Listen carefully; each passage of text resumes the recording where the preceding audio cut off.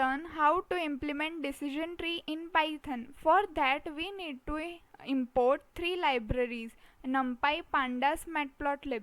Using Matplotlib inline, we can see the output of decision tree model in Jupyter Notebook itself.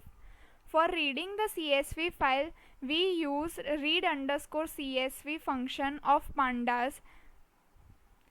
In this, we use Titanic dataset data_clean.csv. You can find all these files, Jupyter Notebook and clean CSV file of Titanic dataset, in below mentioned link.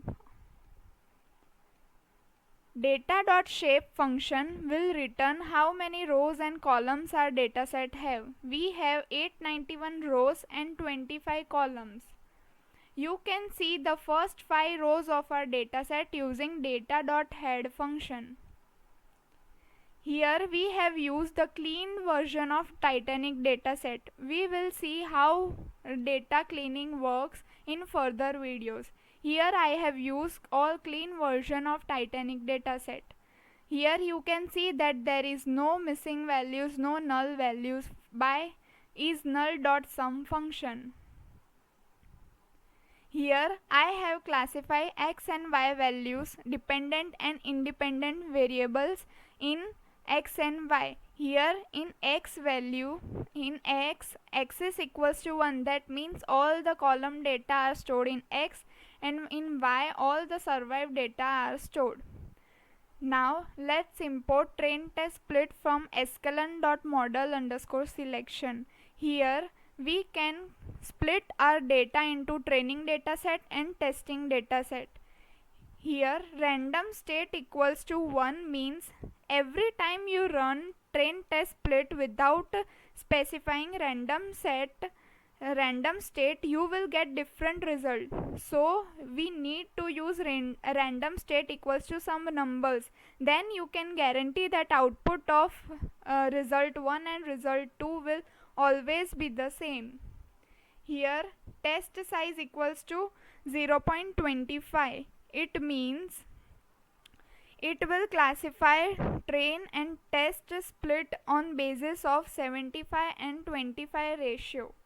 Stratify equals to 1. Stratify equals to y means what this stratify does. When you split your training and testing data from total sample, if you have y data that is not normally distributed, then you should use stratify equals to y. You could have situation when your training or testing set samples taken from overall sample look meaningfully different from overall sample.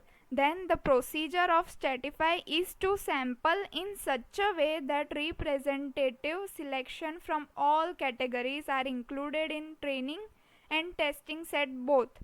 So train and test split will not be biased to any category. Let's move further. yTrain.value_counts normalize equals to true. What this normalize equals to true does? By default its value is set false. Normalize will return relative frequency of all unique values. Relative frequency means all values are divided by the sum of values, means n. X train.shape, y train.shape. So this will return number of rows and columns of training dataset. Now let's import decision tree classifier from sklearn.tree. Here we have fitted decision tree model using decision tree classifier of random state 10. Here you can see that we have not changed any value of these all parameters.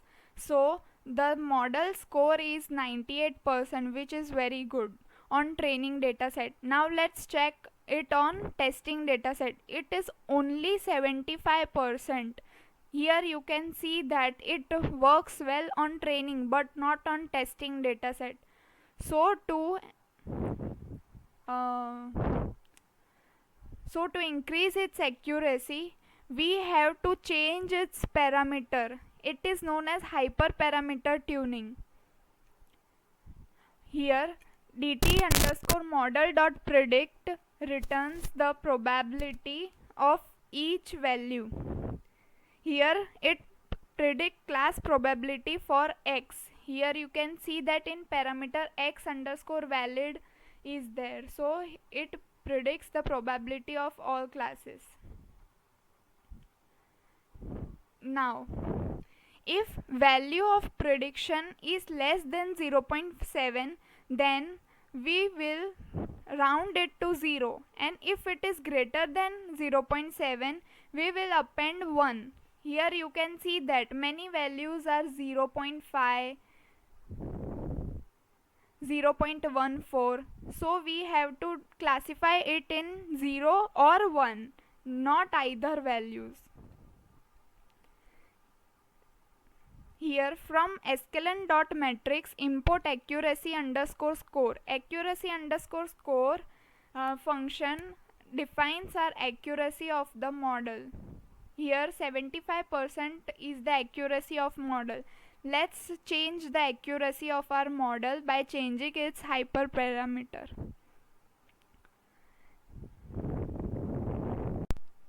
Here we have created two lists: training accuracy, validation accuracy. Now how we can decide which value of max depth or random state our model works fine on testing dataset, which leads to increase in our accuracy of model. So we have use for loop for that in range 1 to 10, so it will change all the values from 1 to 10, and max depth and random state will also change. So we will see this output in visualization form. Here we have used plot.legend. Plot.legend, if we use only plot.legend, the elements to be added to the legend are automatically determined when you do not pass any extra argument. Here in frame we have passed valid accuracy and training accuracy. So here you can see that at value 8 both the values are high, and then when it reaches 9, training accuracy increases but validation accuracy decreases, means testing accuracy decreases. So the value at 8, value of max depth equals to 8 is appropriate for our model. So we have used max depth equals to 8 in our new model. Now model has fitted in X-train and Y-train. Let's see the model accuracy now. Here it is increased to 75 to from 75 to 81%. Now you can see that by tuning hyperparameter we can increase the accuracy of our model. After that, to visualize decision tree, you need to install GraphViz library from following command: pip install GraphViz. Here I have installed it, so it is shown that requirement already satisfied. Now to import our model, we need to use function export underscore GraphViz and feed our model into this function dt underscore model. The output file will be in dot format, so in this I have named it tree dot dot. Here I can see the image of decision tree below. You can see all the values, training accuracy, validation accuracy in this model. Thank you very much. If you like my content, don't forget to subscribe my channel. Thank you.